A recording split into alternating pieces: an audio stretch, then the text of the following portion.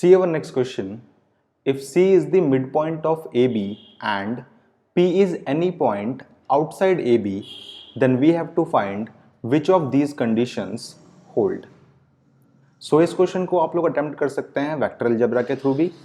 आप लोग अगर चाहें तो यहाँ पे 3D के भी कंसेप्ट्स का इस्तेमाल कर सकते हैं। अगर आप चाहें तो इस सवाल को 2D से भी सॉल्व कर सकते हैं, और अगर मैं चाहूँ तो यहाँ पे सेक्शन फॉर्मूला लगा के भी इस सवाल को सॉल्व कर सकता हूँ। बट एग्जामिनेशन के अंदर हम लोगों को अपने टाइम को बचाना होता है। तो देखिए, लेक्चर वीडियोज़ में मैंने आपको कुछ टिक्स बताई थी कि आप लोग जब कभी भी कोई सवाल आए तो उसको कोई पॉइंट्स अज्यूम करके भी सॉल्व कर सकते हैं। तो इस सवाल में मैं एक अजम्पशन ही करने वाला हूँ जो कि गिवन कंडीशन को आपको सेटिस्फाई भी कराएं। ओके, सो लेट्स सपोज आपके पास एक लाइन सेगमेंट है ए बी, ऑलराइट, और मैं यहाँ पे उन पॉइंट्स को रखूंगा जो गिवन कंडीशन को सेटिस्फाई कर रहे होंगे। लेट्स सपोज यहाँ पर है आप लोगों के पास ए, और लेट्स सपोज यहाँ पर है B. Okay, C is the mid point of A B, C यहाँ कहीं पे होगा, और P is any point outside A B के बाहर कोई भी पॉइंट P मैंने यहाँ पे अज्यूम कर लिया। नाउ अगर मैं यहाँ पे कुछ पॉइंट्स को अज्यूम करूँ तो देखिए, क्या मैं ए को 0,0 अज्यूम कर सकता हूँ? हाँ, मैं अज्यूम कर सकता हूँ। सिमिलरली अगर मैं B को 2,0 अज्यूम कर लूँ तो इसमें भी कोई हार्म नहीं है, बिकॉज कंडीशन में हमें और कुछ भी नहीं दिया हुआ, तो हम लोग कुछ भी अज्यूम कर सकते हैं यहाँ पे। नाउ ध्यान से देखिए, अगर C मिड पॉइंट था ए बी का, इसका मतलब C के कोऑर्डिनेट्स 1,0 ही होने चाहिए, because x1 plus x2 divide by 2 1 आ रहा है, और y1 plus y2 divide by 2 0 आ रहा है। Now P is any point outside A B, P को आप लोग कोई भी पॉइंट अज्यूम कर सकते हैं।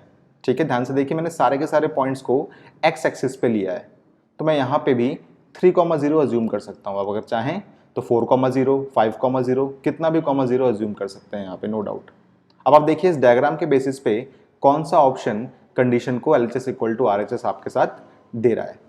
ओके, ना ध्यान से देखिए, PA का डिस्टेंस कितना है? PA का डिस्टेंस अगर आप काउंट करेंगे तो आपके पास आएगा 1 यूनिट, 2 यूनिट्स एंड 3 यूनिट्स, यानी कि PA का डिस्टेंस है 3 plus what is the distance of PB? PB का डिस्टेंस है आई थिंक 1 यूनिट्स, बिकॉज 2 से आप 3 तक जा रहे हैं। ओके, आप चाहे तो यहाँ पे डिस्टेंस फॉर्मूला भी यूज कर सकते हैं।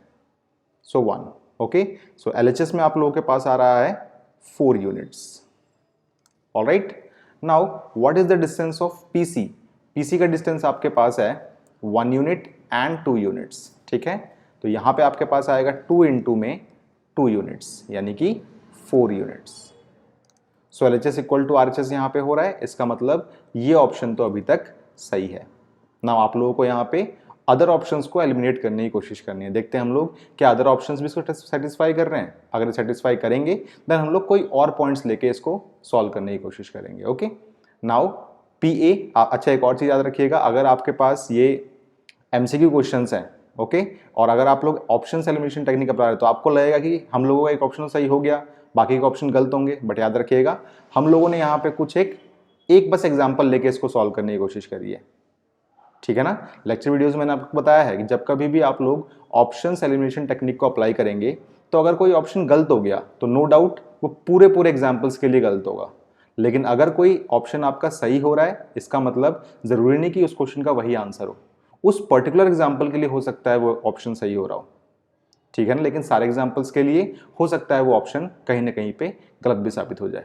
तो गलत को तो आप गलत बोल देंगे, लेकिन सही को आप लोग सही नहीं बोल सकते जब तक आपके पास सिर्फ एक ऑप्शन ही सही ना आ जाए। ओके, नाउ देखिए PA का डिस्टेंस कितना है? PA का डिस्टेंस आई थिंक 3 यूनिट्स का है। PB का डिस्टेंस कितना है? PB का डिस्टेंस 1 यूनिट्स का है। LHS में आपको मिल रहा है 4 units. What is the distance of PC? PC का डिस्टेंस 2 यूनिट्स का है, तो 4 इज नॉट इक्वल्स टू 2, इसका मतलब ये ऑप्शन यहाँ से एलिमिनेट हो गया। सिमिलरली PA का डिस्टेंस 3 यूनिट्स, PB का distance 1 units and 2 times of PC का डिस्टेंस था 2 यूनिट्स, तो ये हो जाएगा 4 प्लस 4 यानी कि 8 के 8 का इक्वल टू 0 है नहीं, यानी कि ये भी ऑप्शन यहाँ पे एलिमिनेट हो गया। Similarly PA is 3, PB is 1 and PC is 2, 3 plus 1 plus 2 is 6, 6 is not equals to 0, यानी कि ये भी ऑप्शन यहाँ से एलिमिनेट हो गया। तो एग्जाम्पल के लिए सिर्फ एक ऑप्शन ही सही हो रहा है, इसका मतलब यही इसका करेक्ट आंसर होना चाहिए। हमने यहाँ पे किया है इसको पॉइंट्स को अज्यूम करके 2D के अंदर। नाउ अगर आप चाहें तो इसको सेक्शन फॉर्मूला से भी अटेम्प्ट कर सकते हैं। ध्यान से देखिए कैसे।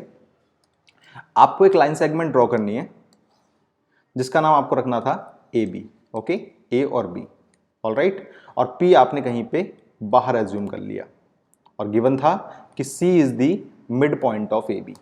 नाउ ध्यान से देखिए, अगर मैं यहाँ पे पी ए को ज्वाइन करूँ, पी सी को ज्वाइन करूँ और पी बी को ज्वाइन करूँ और ऐसा अज्यूम कर लूँ कि पी जो था वो ओरिजिन था, तो सेक्शन फॉर्मूला में यही पढ़ा हुआ है कि सी के कोऑर्डिनेट्स कैसे निकलेंगे आपके, या फिर आप बोल सकते हो अगर मैं इसको ओ नाम दे दूं तो ओ सी के कोऑर्डिनेट्स क्या होते हैं, वो होते हैं O A plus O B divide by 2। अब यहाँ पे ओ की जगह पे पी पॉइंट है तो आप बोल सकते हैं P C is equals to P A plus P B divide by 2। अगर आप यहाँ पे क्रॉस मल्टीप्लीकेशन करेंगे तो आपके पास क्या आएगा, 2 times of P C is equals to P A plus P B. देखिए फर्स्ट ऑप्शन यहाँ पे भी आपके पास ऑब्टेन हो रहा है, तो मैंने ये किया है सेक्शन फॉर्मूला से, बिकॉज सी पॉइंट इसको 1:1 में डिवाइड कर रहा है।